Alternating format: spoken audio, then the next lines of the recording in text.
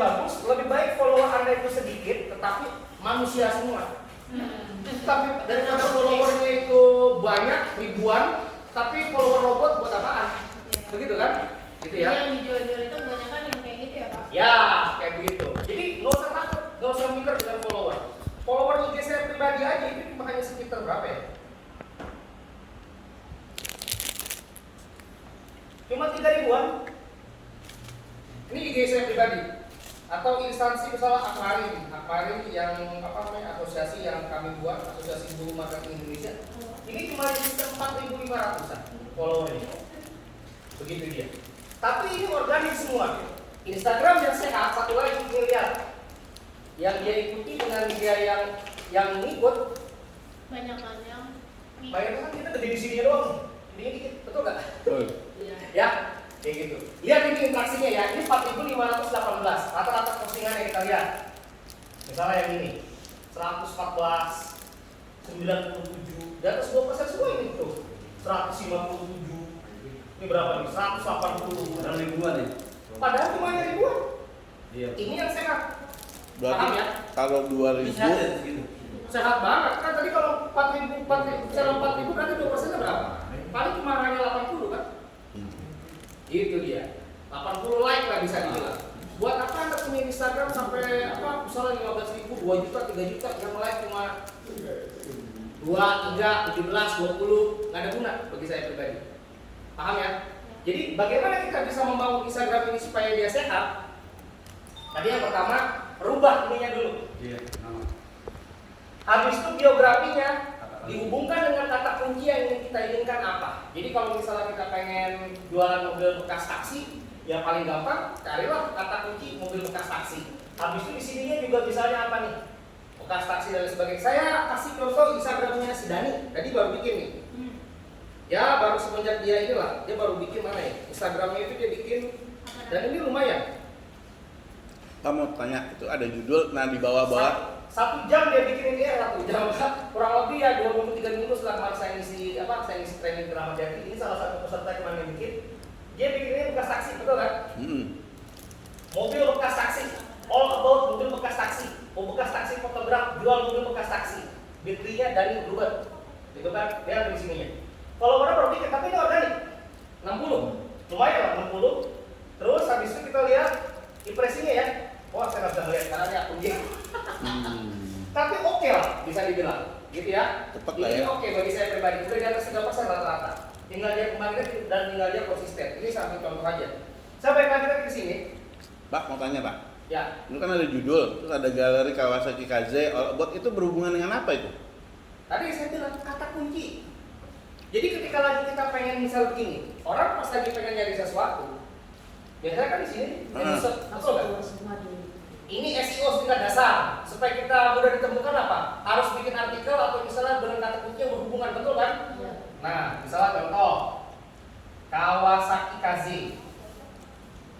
betul nggak Pak? Iya.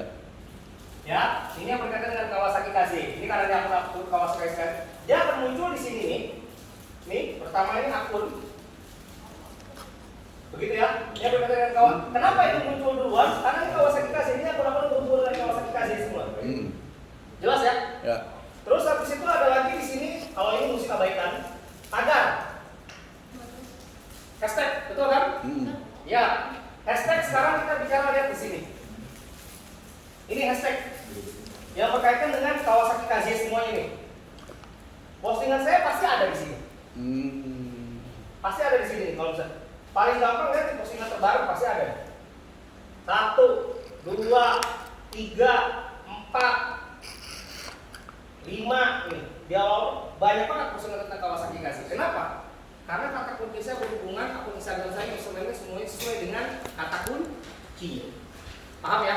Jelas ya? Berarti itu yang dicari hasil pencarian itu adalah foto atau gambar Kawasaki yang baru dikasih ya? Iya, biasanya orang ini kata kunci terbaru dia pasti. Betul dong? Kalau misalnya populer belum tentu, kan populer bisa jadi itu postingan lama. Bukan berarti dari yang likes-nya banyak. Iya, bukan. Begitu. Nah sekarang pertanyaannya bagaimana kita bisa bentuk di hashtag seperti ini? Betul kan? Yang kita pengen kan begitu. Ya, oke. Oke, tadi saya balikin satu persatu lagi. Jadi ketika lagi teman-teman bikin postingan atau misalnya bikin postingan bukan hanya sekedar kita hanya ambil foto atau foto udah didesain baru upload. Itu salah. Memang benar kalau misalnya dari sisi struktur bikin satu Instagram gampang. Ambil foto nih sekarang saya foto, habis itu saya upload. Itu menjadi status sebetulnya. Cuma pertanyaannya itu status menjual atau tidak? Enggak. Enggak kan? Kita kan pengen orang itu ditemui. Misalnya saya lagi jual mobil bekas taksi nih ceritanya. Udah bikin gambarnya apa semua saya upload. Kadang-kadang yang like enggak ada, ini enggak ada. Karena kita tuh terkadang orangnya emosional. Sekarang gini contoh, maaf, Marina gitu. Bikin postingan di Facebook atau di mana gitu, status di apa. Udah bikin postingan itu, saling jam berapa sekarang? Jam 3:30. Saya yakin 10 menit lagi juga lagi. Cuma yang pengen tahu yang udah baca siapa ya? Yang like siapa kan? Betul nggak? Iya. Aku aja, soalnya saya juga begitu. Gitu. Ya, jadi gitu deh ya. Nah terus postingan marketing atau postingan yang menjual itu nggak cukup hanya sekarang kita hanya bikin foto doang. Tidak. Strukturnya yang pertama adalah, lihat nih, kita kasih contoh. Harus ada caption. Caption itu apa? Deskripsi dari gambar, tulisannya yang paling bagus. Captionnya boleh banyak nggak? Boleh. Jadi ada gambar, ada captionnya, habis itu hashtag. Kita akan bahas satu persatu. Ya. Kalau postingan, kalau bikin gambar itu sebetulnya sih gampang, nggak susah. Anda foto aja udah selesai jadi. Gitu loh. Tapi kalau misalkan bagus ya belajar desain. Dan menariknya, ngedesain itu bukan satu hal yang sulit saat ini. Iya. Ya, kita bisa pakai Pixelab, bisa pakai Canva, bisa pakai Sparkpost, bisa pakai PixArt dan sebagainya. Betul kan? Ya, oke. Nah, yang susah itu di sini sama ini. Sorry. Yang susah itu di caption, satu lagi sama hashtag. Betul kan? Mau nulis apa ya? Begitu kan? Nah, caption itu boleh, jangan sekali-sekali Anda ketika lagi bikin postingan gambar lalu langsung captionnya langsung hashtag. Itu salah. Banyak orang kayak begitu. Langsung jual hashtag, itu salah. Saya nggak rekomendasi. 1 kali, 2 kali nggak pasti bisa selamat. Tapi kalau udah keseringan, Anda akan dianggap spam sama Instagram. Mau, udah capek-capek bikin, habis itu jangan spam. Postingan Anda tidak memenuhi kriteria kami. Selalu ada kayak gitu kan? Iya. Jangan. Jadi harus ada caption. Harus ada caption. Caption boleh panjang nggak? Boleh banget. Justru malah bagus panjang. Kenapa? Algoritmanya adalah media sosial itu ada watch time. Watch time itu seberapa lama orang menghabiskan waktu untuk merhatikan postingan kita. Jadi pas lagi misalnya saya melihat gambar itu, kalau dia baca kan panjang tuh. Apalagi baca dari awal sampai akhir, gitu. Paham ya? Watch time-nya jadi tingkatin, jadi impresi kita juga semakin bagus. Seperti itu. Oke? Nah, caption relatif. Postingan itu ada 2, teman-teman. Sekarang saya, ini menarik mana menurut kalian? Kita bicara tadi mobil bekas kan? Postingan yang pertama adalah bicara begini. Dijual mobil bekas taksi Bluebird harga 60 juta, diskon bla bla bla bla bla bla. Gitu ya. Yang satu lagi bikin postingannya masih tetap tentang mobil nih. Tips memilih mobil bekas taksi.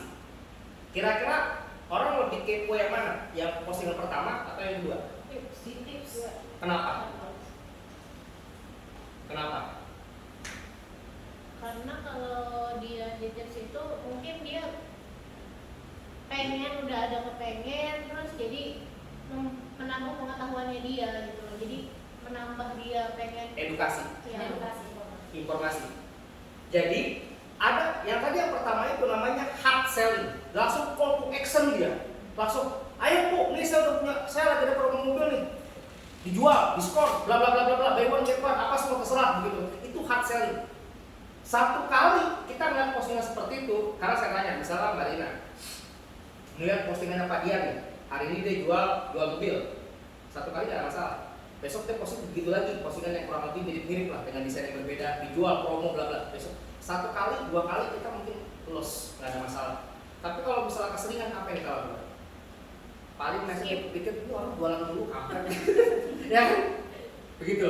Lama-lama bisa jadi keganggu. Kalau misalnya udah keganggu kayak begitu, minimal kita freeze dia itu, snooze. Betul kan? Kalau udah sebel banget blokir. Biar nggak muncul di timeline. Ya. Tetapi kalau misalnya, jadi artinya begini, kalau hard selling dengan sesuatu yang konsisten, orang pasti sebel. Tetapi kalau misalnya soft selling, orang tuh malah lebih suka. Kayak tadi kan, tips memilih mobil bekas taksi.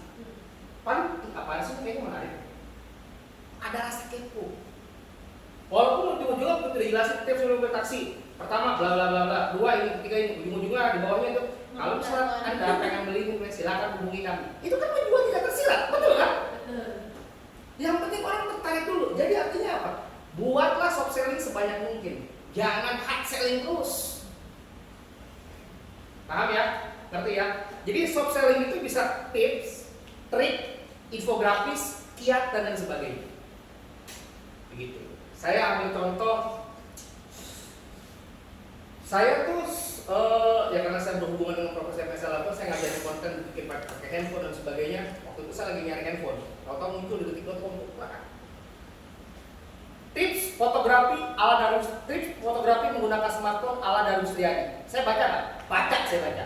Karena saya tahu Darusriani siapa, fotografer. Tuh tiba-tiba dia ngasih tips tentang bagaimana kita ngambil fotografi pakai smartphone. Ujung-ujungnya pas saya baca, Oppo Reno, sering nggak kita kayak gitu? Tapi kita ada keinginan membaca nggak? Kita merasa dirugikan nggak? Enggak, karena edukasi begitu loh. Begitu ya, bisa dipahami ya. Jadi buatlah, jadi postingan-postingan caption berkaitan dengan soft selling. Pak, kalau yang kasih ini kan nggak jualan. Kasih ini saya cuma yang pengen tahu, jadi postingan tentang apa? Saya mayoritas adalah cerita lucu semua. Itu aja. Pak, Bapak ngambil postingan dari mana? Kan gitu pertanyaannya. Ya. Ini biasa lah.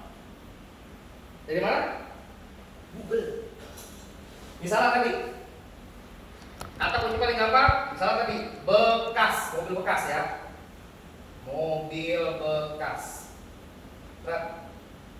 Tadi kalau misalnya bicara soft selling berkaitan dengan apa? Tips, trik, kiat, infografis. Kita cari di sini tip. Sorry. Tips mobil bekas. Ini udah banyak loh. Paham kan?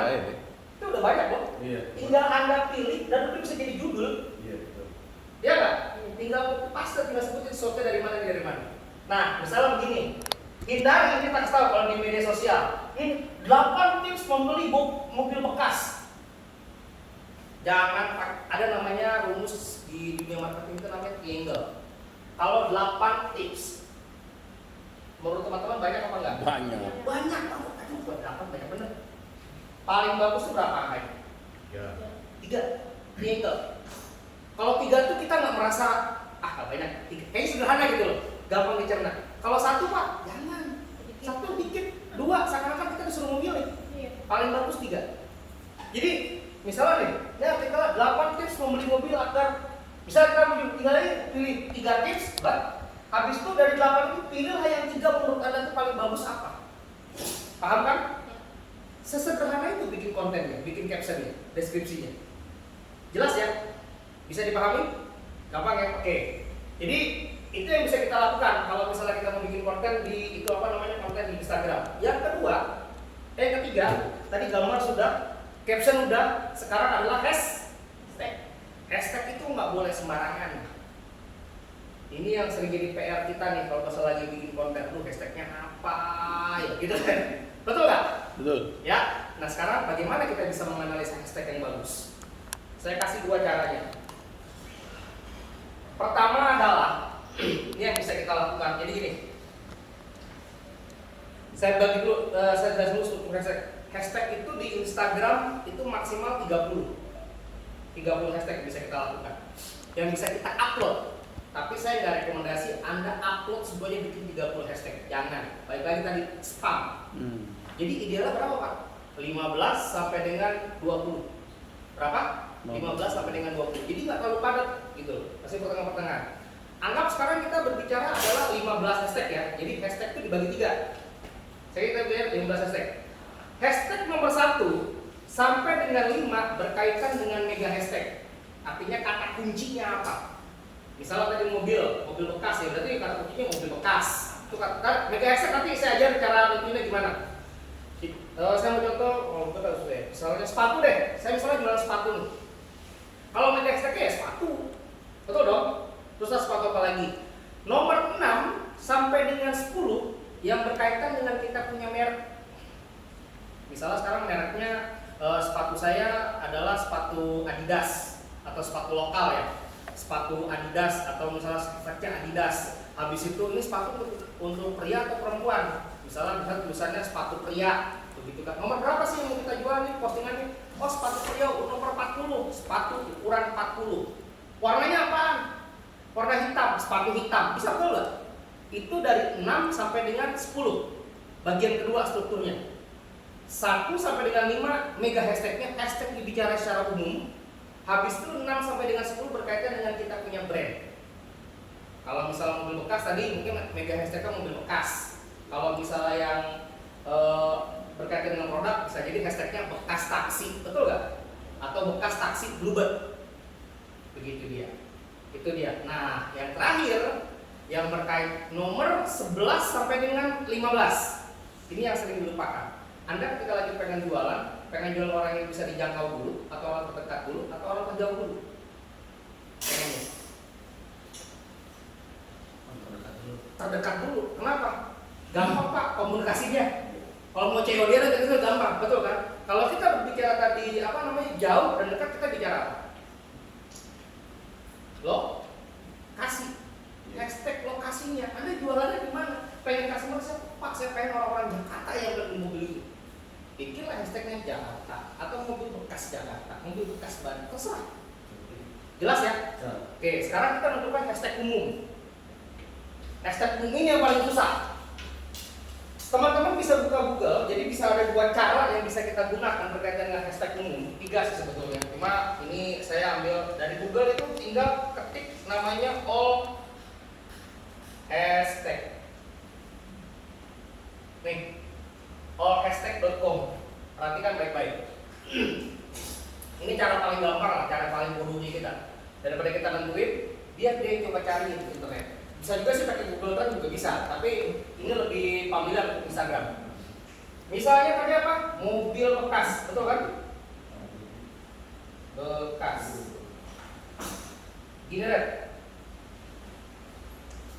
Ini result untuk mobil bekas. Nih hashtagnya. Mobil bekas Jakarta, mobil bekas Surabaya, mobil bekas Bandung. Anda pilih dari semua ini, Anda pilih 5 yang menurut Anda bagus. Paham ya? Jadi pilih 5 yang menurut Anda itu paling bagus. Atau 2 atau 3 juga nggak apa-apa. Intinya ngambil mega hashtagnya dari sini. Ngopi ini yang bisa ya? orang cari kalau ketika bicara mobil bekas. Ngopi bisa? Apa? Ngopi langsung bisa? Di kopi bisa, ini kopi hashtag. Oh.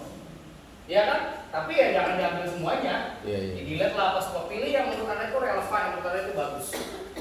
Itu cara pertama. Gampang ya? Mudah ya? Oke, cara kedua, kita bisa gunakan apa? Kita bisa gunakan aplikasi namanya AutoHash. Ini AutoHash, kalau AutoHash itu juga oke, cuma kadang-kadang nggak tepat juga sih. Tapi nggak apa-apa nih saya kasih tahu dia. AutoHash itu kita ngambil dari, jadi hashtagnya ditentukan oleh gambar. Misalnya, ini tinggal pilih foto Anda yang mana. Misalnya saya fotonya, kita bicara nih, yang foto ini ya. Ini fotonya posting mau saya posting gitu kan?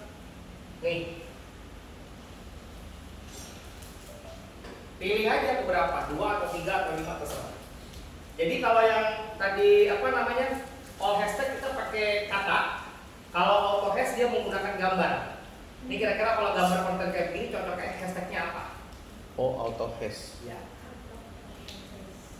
Mudah. Nggak mikir kan? Tugas kita cuma tinggal milih saja yang mana yang kira-kira tepat. Dapat ya? Dapat. Kalau lokasi ya gampang lah, masa lokasi perlu saya ajarin. Begitu. Ini cara kedua. Cara ketiga bisa juga kita lakukan. Kita search di sini hashtag ya. Misalnya hashtag tadi mobil bekas taksi, misalnya gitu ya. Bekas taksi. Ada nggak? saya nggak rekomendasi nih kalau membeli Bekas karena post dia ini cuma hanya sekedar, ini kan ada sekitar 500 plus postingan kan, artinya dia cuma postingan yang beredar di Instagram untuk bekas saksi itu cuma hanya sekitar antara 500 sampai dengan 1000. Apalagi bekas saksi berubah tuh antara dari 100 sampai dengan 500, belum banyak orang yang buat, begitu loh ya. Jadi coba kita pakai mobil bekas. Mobil bekas lumayan, ada 747.000 postingan berkaitan dengan mobil bekas. Asik loh. Oke, kita lihat sini. Anda cari postingan yang kira-kira agak populer di sini, ya kan? Bebas sih mau pakai yang mana. Misalnya kita ambil yang ini nih. Terus, ya, dilihat. Ini ada hashtagnya. Anda ambil hashtag yang nomor 1 atau nomor 2. Oh. Jadi digabungin. Ini ambil yang ada dari auto hash ada, dari all hashtag ada. Paham ya? Jangan di copy paste semua, percuma, nggak ada gunanya. Jadi ambil aja di sini kira-kira. Kalau saya sih jual mobil bekas, itu oke. Gitu. Jelas ya? Gampang kan? Urutan hashtag mempengaruhi nggak Pak? Apa? Urutan hashtag mempengaruhi nggak? Tadi urutannya udah saya bilang. Urutannya pertama mega hashtag dulu, habis itu yang berkaitan dengan produk kita sendiri, ya kan? Kalau mobil bekas tadi kan hashtagnya udah bisa diambil dari sini. Habis itu urutannya adalah yang berkaitan dengan produk kita sendiri, yang ketiga lokasi. Itu aja. Cek umum terus mengerucut. Iya, wis, itu aja. Ada pertanyaan sampai di sini tentang hashtag? Gampang kan? Nggak susah ya? Ternyata itu dulu yang bisa dipahami, yang perlu teman-teman pahami. Begitu. Sekarang kita coba. Nah, ini yang menarik, ya. Mobil bekas taksi ini masih sedikit, masih belum banyak orang aware. Padahal bagus banget ini kalau misalnya kita jadikan apa namanya ini? Ini jadikan mega hashtag nanti nih. Ini bagus banget. Ini bagus banget sebetulnya sih. Jadi teman-teman sering bikin postingan, lama-lama akan muncul di sini semua. Begitu dia. Ini masih bisa kita kuasai. Saya ambil contoh power of hashtag ya. Saya ngajar anak-anak SMK sambil jualan rumah. Jadi saya ada kerjasama dengan salah satu developer menengah, bukan menengah ke atas, tapi menengah ke bawah. Yang dijual rumah subsidi. Developer baru dari tahun 2018-an lah. 2019 dia baru mulai bangun, 2020 dia jualan langsung pandemi, asalin kan. Susah tuh udah. Jual rumah sama jual mobil saya yakin lebih susah jualan rumah. Kalau mobil masih bisa Anda bawa ke customer, bisa dibawa jalan-jalan. Rumah emang keong, dibawa kemana tidak kan? Begitu dia. Sekarang saya tanya dulu. Developer yang menurut Anda paling besar siapa di Indonesia? Yang pernah Anda dengar? Ciputra, apalagi? Citra Raya, sama sih sama Ciputra. Sinarmas, habis apa lagi? Sumarekon. Oke, sekarang kita bicara perumahan. Mau pakai yang mana? Ciputra apa Citra Raya? Ciputra Dulu ya. Kita search di sini.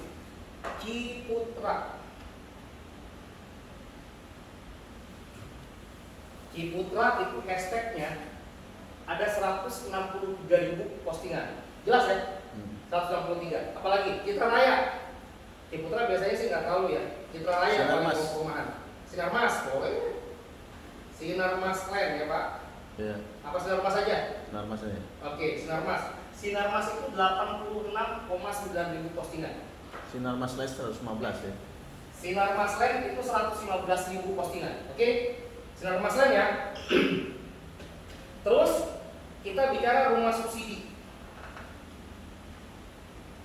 Ini dia. Rumah subsidi itu ada 629.000.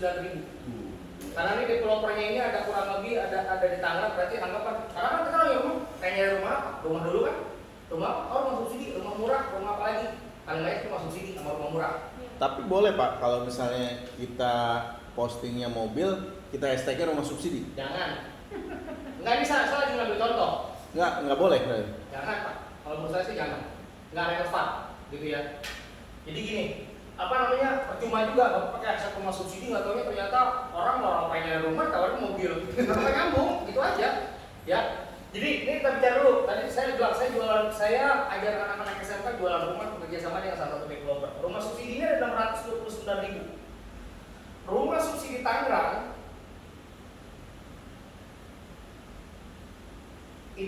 351.000 postingan.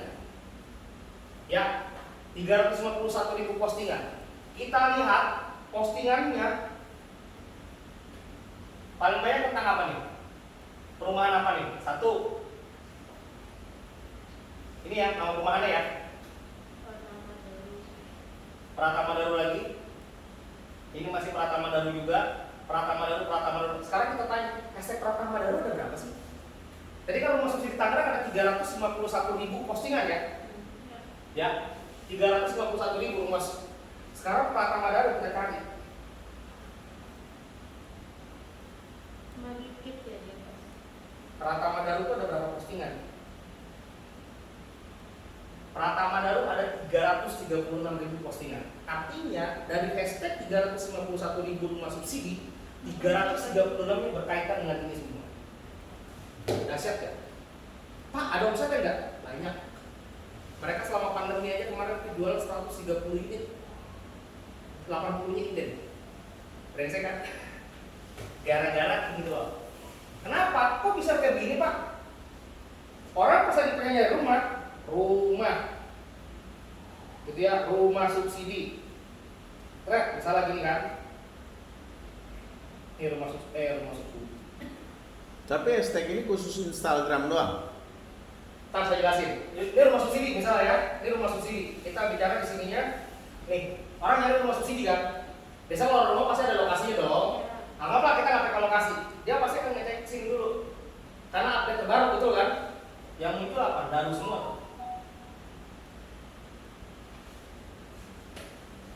Jadi rumah subsidi sampai 629.000 itu 331-nya dari Pratama Daru. Ciputra tadi cuma sekitar apa? Sekitar cuma 115 dari 331. Pratama Daru itu di mana? Di Tangerang. Orang pas lagi cari, oh apa sih? Dia baca, betul kan? Betul. Karena yang muncul dia terus.